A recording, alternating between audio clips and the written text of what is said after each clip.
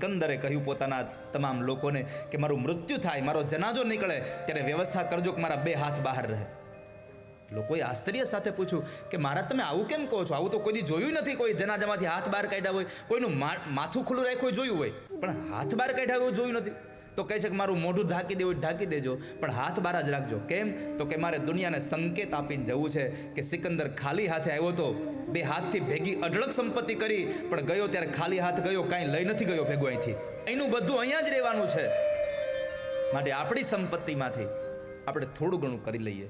હાવ નાની એવી વાત તમને કહું કે આપણી જ સંપત્તિ, આપણે કમાયેલા પૈસાથી લીધેલી મોટી મોંઘી કાર, તમે બીમાર પડશો ને તો દીકરો એમાં બેહાડીને તમને ડૉક્ટરની પાસે લઈ જાય, પણ દવાખાને મરી જાઓ ને તો તમારી ગાડીમાં બેહાડીને તમને ઘરે નહીં લઈ આવે. પછી એના માટે શબવાહિની બાંધશે, હવે મારી ગાડીમાં નહીં. તમારા જ પૈસાની ગાડીમાં તમારા શબ્દને નહીં લાવે. આરો દેહ રૂપાળો રે નહીં રાખે ઘરમાં